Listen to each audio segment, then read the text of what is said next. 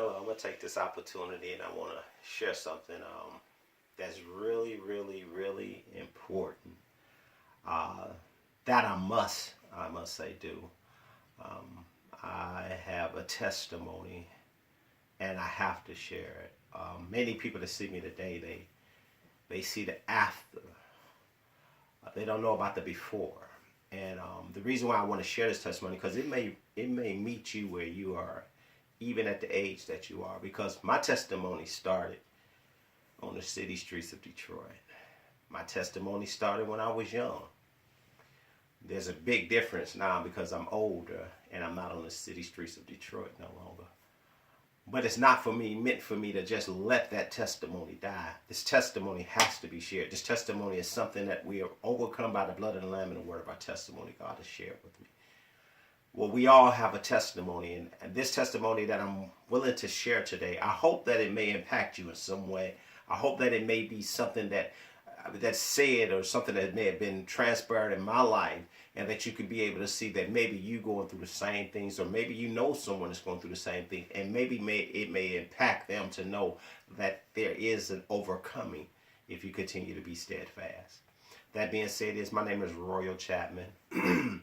I'm presently thankful for what God has brought me through and where God has brought me from. The testimony that I'm going to share with you all is some of it is very drastic. Some of it is things that I am so thankful that I'm able to share with now because I was never supposed to be sharing this testimony. I was supposed to be an obituary. I was not only supposed to be an obituary, I was supposed to be a statistic in someone's street. It started real young with me. At the age of 15, I began to experience things like little kids would be able to do. They like doing things. But see, the trouble started with me is because I grew up in that home without a dad. I don't know him to this day. I don't know his name. I don't know what he looked like. I don't know what he sounded like. Do I want to know my dad? Every day I live, I wish that my dad would walk through a door. And I'm not worried about and concerned about what mom may have said about him, auntie may have said about him. I still want to know my dad. I want to know, did you want me to play basketball? Do you want me to play football? Do you love me? Do I look like you? That was something I wrestled with growing up. But I never had that opportunity. I still don't know who my dad is to this day, even in my ripe age of 47.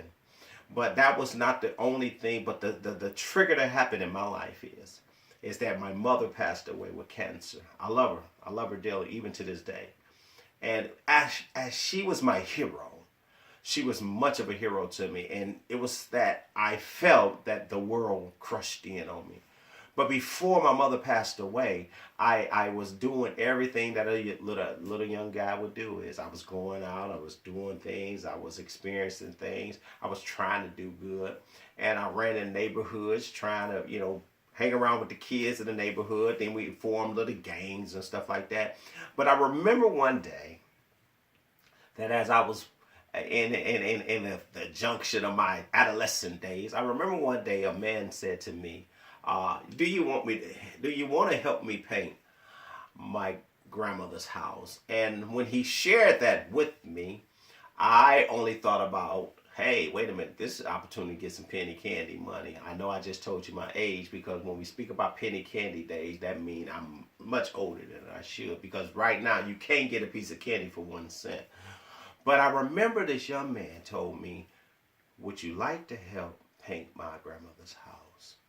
That young man today is my dad. The reason why I'm calling my dad, because even though I didn't have an earthly father, he was a father to me. That man was Gary Hankins. Gary Hankins called me one day and asked me to help paint his grandmother's house. And that was the day of my turnaround. That was the day that I got to experience more than painting the house, more than penny candy and any other thing that could be given. But I remember one day that as we was beginning to paint, I remember looking at the ladder that was on the house, and it looked like it reached the heavens. And I remember, like, to the point is, well, this penny candy ain't sounding good no more because I don't like heights. But it was that day, helping paint. He asked me one question.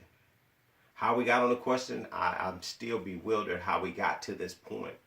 But I remember mentioning to him about my sister who was passed away. And he said, you can see her again. That was such an amazement to me because I'm like, I'm young, but I'm like, okay, that's some spooky stuff. How can I see my sister again? I never got a chance. I had two twin brothers. They were triplets. So my sister died when they was in birth. So that's some spooky stuff going on. How can I see her again? But he said this. He mentioned the name that I never forget. He asked me, did I know Jesus? I gotta say, Gary, if he would have never asked me that question, we never asked me to come paint, I could tell you I would have never knew that name, Jesus. That's where my relationship began with Gary. He used to take us over to the AYF, we called it Adult Youth Fund. And as we were having adult youth fun, it was a pizza, it was getting together, and it was the adults with the youth, and we had Bible study. And I thought my life was going together. We always do. We think, oh man, everything's good, little kid. I'm going to little Bible studies. I'm having pizza, and I'm getting all the things. But all of a sudden, things start to ravel out of control. Gary had to go away to his college seminary. That's like my dad. He's like my dad. Where you going? I need you. I don't know what a dad look like. I don't know the mentor. I'm doing good now. I'm not hanging in the streets no more. I'm not hanging with the crowds no more. But now you finna go away from college, and him and Cassandra, and I'm like, whoa, y'all like my dad. And my mom had passed away. So it's like the trigger that happened in my life that now Gary's gone and mom's dead, and now I don't have no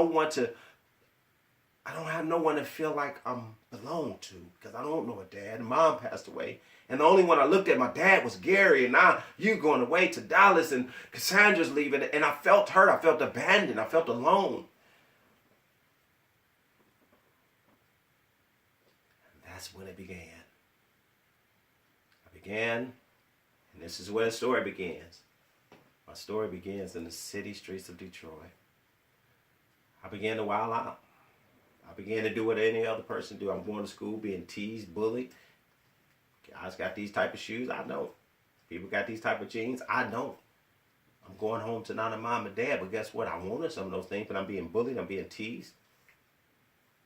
But I got in my neighborhood, everybody that's doing something that seemed like it's better to do. Everybody out there doing the wrong thing looked like it's the right thing. So I chose to do that. Yeah, I did. I chose to do it. And that's when my trouble began.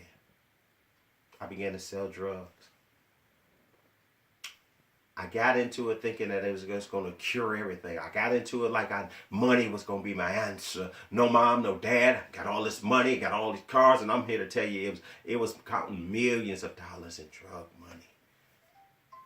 Millions of dollars.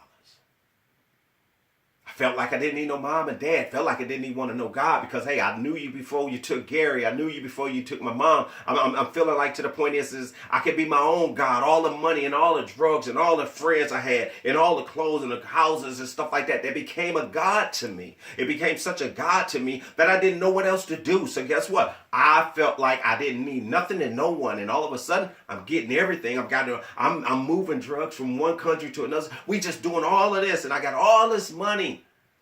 All these friends and all these ladies. Until one day,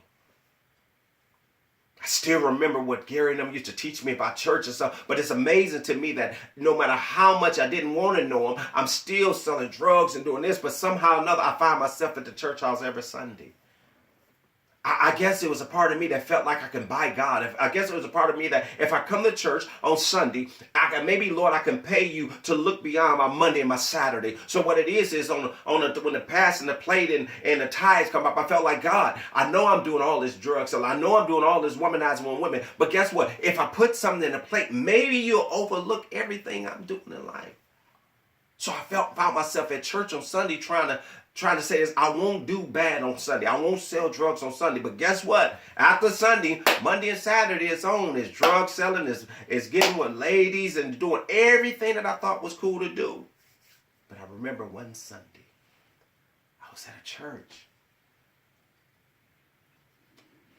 And at this time, it wasn't the pastor of the church.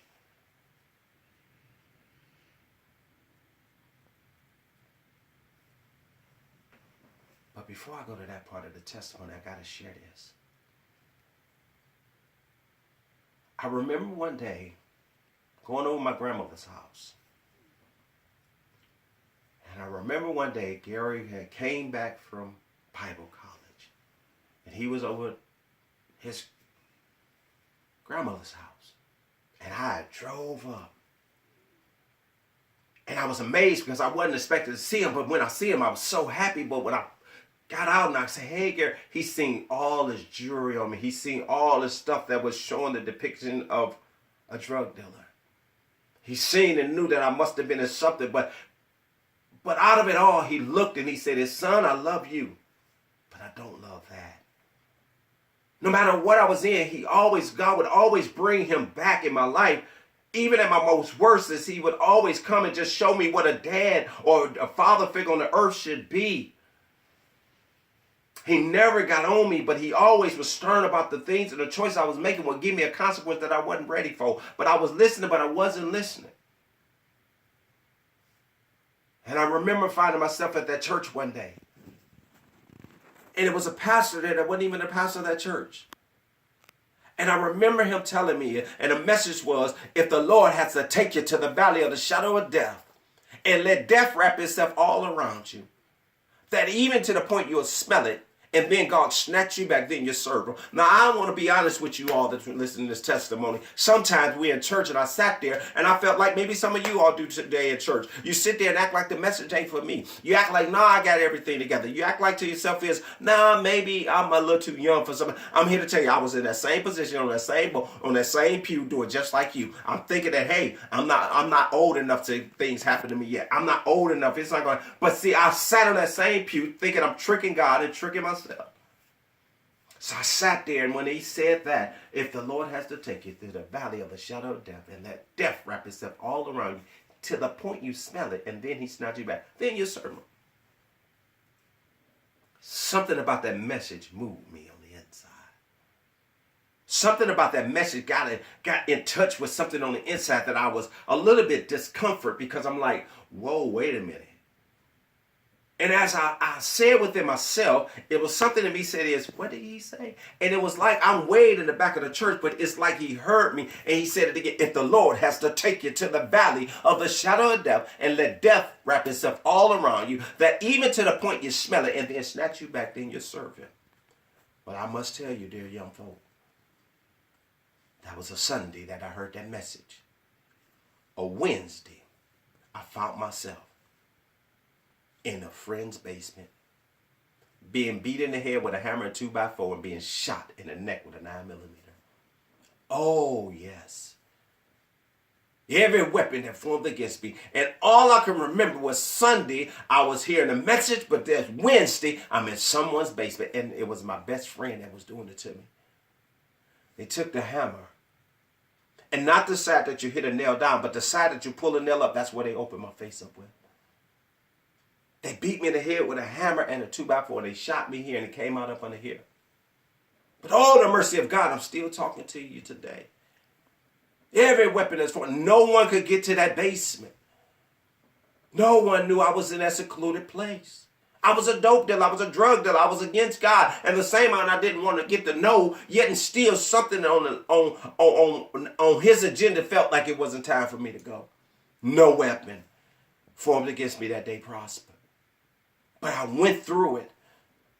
And it's such much more that happened in that basement and that through that beating that it's not even time to, because the testimony is that I'm talking to you today because he seen fit that it wasn't the drug dealer that he was concerned about. It was the boy that he knew that was missing a father. My testimony goes deeper.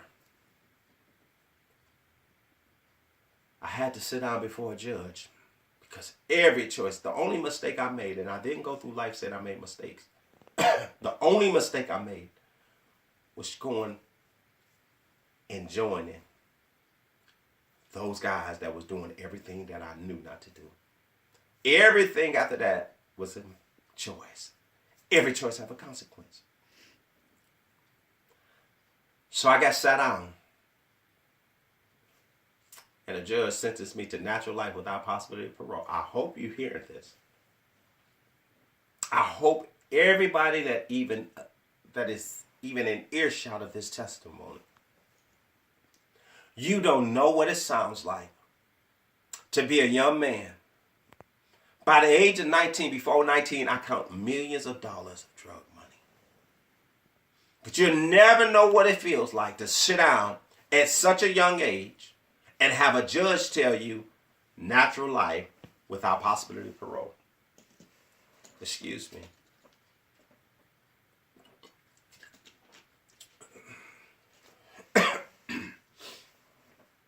You never know what it feels like. Because I didn't even know what it meant.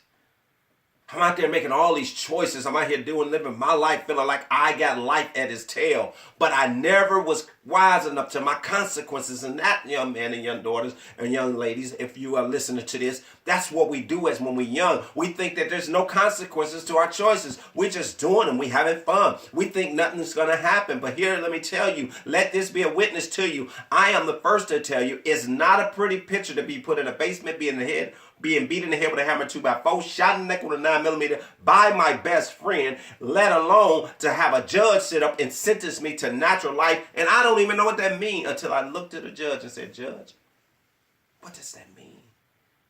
And the judge said is that when all the breath is going out your body, then we'll let you go. 1 year go to 2 years, 2 years go to 6 years, 6 years go to 8 years, 8 years go to 12 years, after 14, 16, 17. After walking 18 years, I hope you heard that. Yeah, I think I better stand on this one.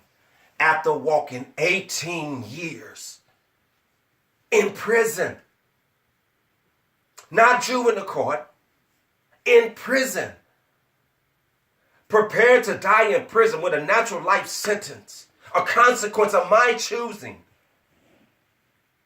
But the amazement of this is that every year I was in prison. I love God's amazing blessings that he do, because every year I was in there was one person that came no matter what he will make a time to come and see about me. And that was Gary Hankins. I got to get y'all to understand this. I don't even know a biological dad. But it's some amazing that God, some say, when you missing what's absent, he know how to put something there just to let you know there's no excuse. And every year I would see, not even year, Gary I would call him, or he would come and visit me just to say, I want to check. I felt like I disappointed him to the point that he didn't want to see me no more. But Gary constantly came and showed his face and showed me love and care, and came and put money to me. He came and talked with me. I have to tell you, please get this. I never know how I can tell him how much I appreciate it. I never could tell you how much I just thank him for taking the time on someone he never knew. He always used to call me Ruddy when I was out there, Ruddy, and always stayed hungry. But I can never tell you how much he took and how much it took that he took and showed me what a dad love can be. For 18 years, he came and talked. But my life was turned around at this point. I had given God my life, just like I did what I thought I did when I was 15. But the beautiful thing about God never forsook me. Even though I walked away from him, my testimony says he never walks away from us. So Gary came and showed a presence, and me and him talked, and we prayed, and we trusted that. And even in the consequences of natural life, after 18 years, God seen fit that one day, you talking to a man that already been in the basement, beat in the head with a hammer 2x4. You should be shouting with miracle joys right now, because I ain't supposed to be talking. I mean, shot here, came up under here, beat in the head with that's the first miracle, that you talking to something that God is showing you a handprint. But not only that, after 18 years of walking in prison with a natural life bit, now here's another testimony that you should be shouting about. I'm not locked up. You don't see cells around you. You see a room. You see my home. What I'm trying to say is, 18 years of prison, beating the head with a hammer 2x4, but you seeing a living miracle before you, and has a testimony that I has to tell. After 18 years, I get a knock on my cell. It's the officer saying, counsel need to see you. Okay, whatever. Then the counselor come and say this, would you come to my office? I go to his office. you please have a seat, Mr. Chapman? I sit down. And I asked him, what's going on? He said, congratulations, you're going home. The first thing I had to say was, quit playing with me. If you'd have came 2 years, I'd have believed you. 4 years, we'd have thought about it. 6 years, you got me a little loose right now. 8 years, 12 years, I'm really not believing in hearing nothing. But after 18 years, quit playing with me. And to you all out there, this testimony, Google Royal Chapman, you'll see everything I'm telling you is true. He said he's just got the news from the consul's office, and he turned the computer my way. And it said, Governor Jennifer Graham Holmes. For some of you all that's in Michigan, y'all should know, she used to be the governor there. I know her middle name, Governor Marie Graham Holmes. Commuted my sentence. Some of the best news I ever had in my life. But this is where the testimony gets the blessing.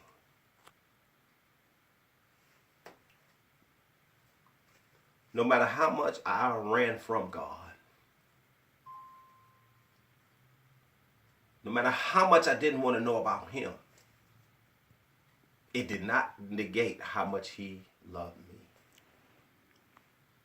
See, it was him that stepped in that basement when all the odds was against me.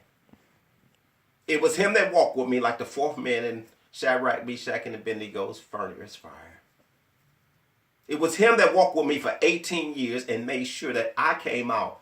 Didn't smell like prison, don't look like prison. I had to ask him, why are you keep giving me this life back? What is it about this life that you keep giving this back to me? And I'll tell you like he told me, you're just a Jonah on the run. Now I want to share to some Jonas that's out there on the run. You may be having the same story as me, is that you not getting it. You don't got a dad. You don't got into your rogue mode. You don't want to hear it from nobody. You got your own cousins, your uncles you listening to. You listening to the streets a lot more than you listen to home or family. You got a little people out there that's doing that things that you think that's going to be prosperous. I want to talk to you right now. Jonah did the same thing. Jonah got on the run. He ran from the voice of God. He ran from the word of God. But yet it did not negate for God for pursuing Jonah. Jonah, that's all God said, is you just a Jonah on the run. You just a Saul, I'm turning to Paul. Now get this. I was in prison from 1991. I got out in 2010.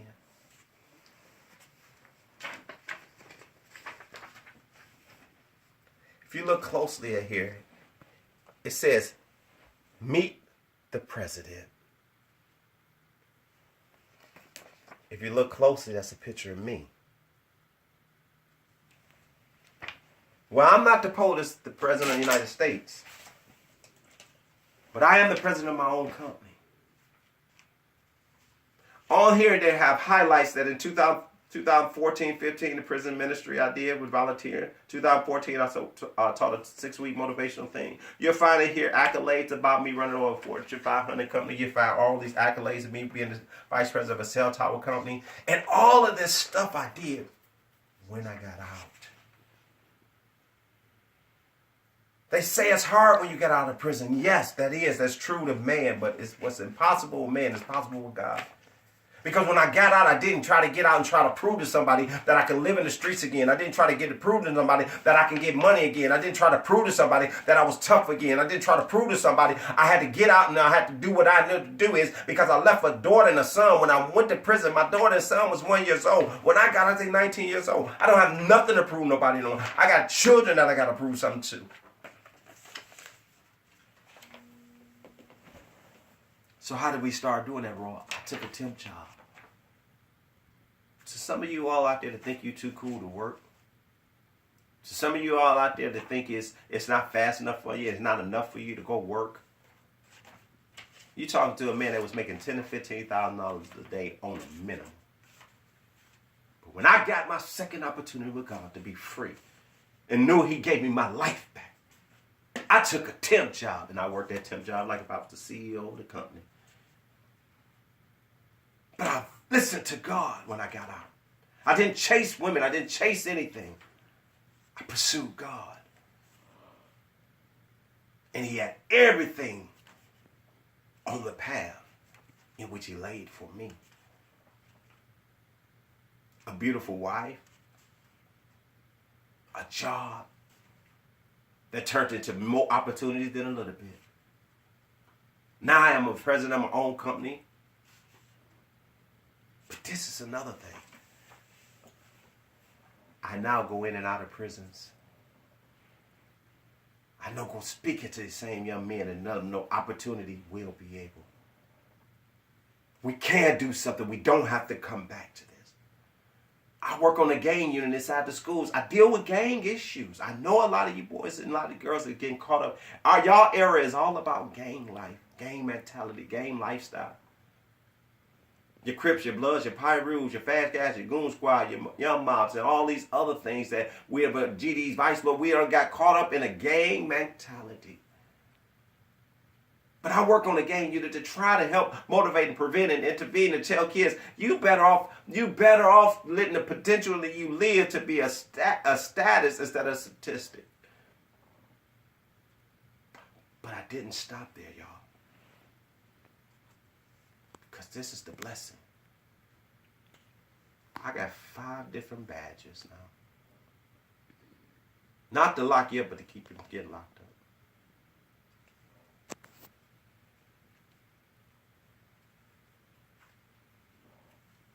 This is a testimony.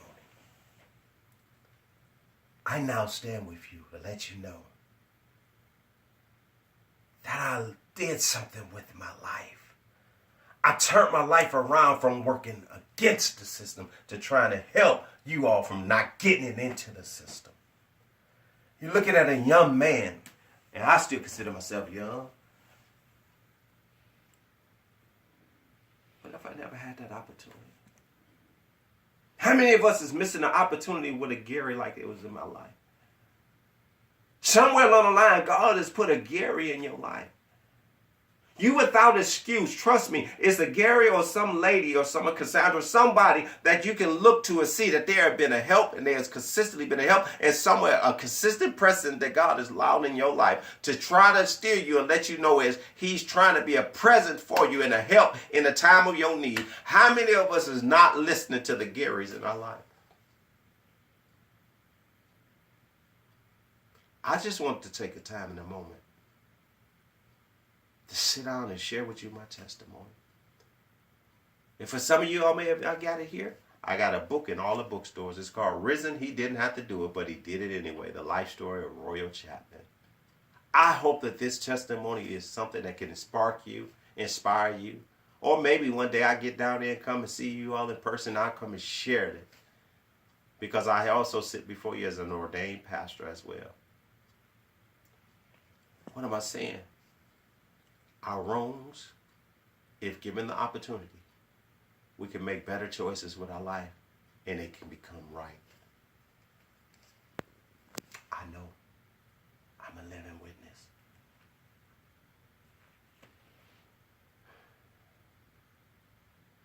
Don't let the Gary in your life. Don't let the Cassandras in your life. Don't let the ones that God has put in your life to try to see you through or help you through even the most harshest time that you may ever been. I wanted to take this time and honor the man. I want to honor the man that God has used in the earth. I want to honor the figure that God has given me in the earth to see as a dad, because the first person, when they said I go home, the first person and the person that was a Chris that gate when they opened that gate was Gary. A man that introduced me to the Lord. A man that walked through me through my hardest. And a man that was on the other side when I got out of prison. I honor and I thank you, Lord, for me not even knowing a biological father. But Gary has shown me what a real dad,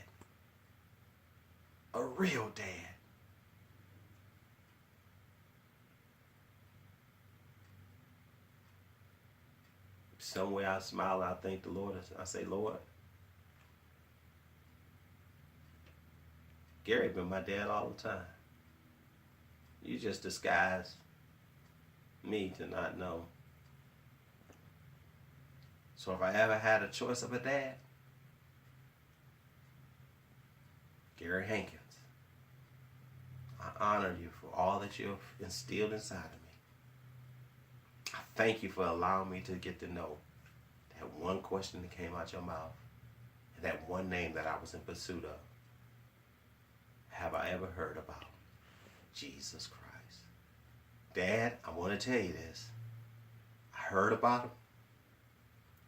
I got to know him. And I'm telling everybody else about him. I love you all, Dad. I love if anybody out there, any kids, any young ones, and whoever hearing this testimony. I hope that just a small fraction of whatever God given through me to share with you is, He can take the worst and turn it into the best. Be blessed. God bless you. And I hope you was inspired by this testimony.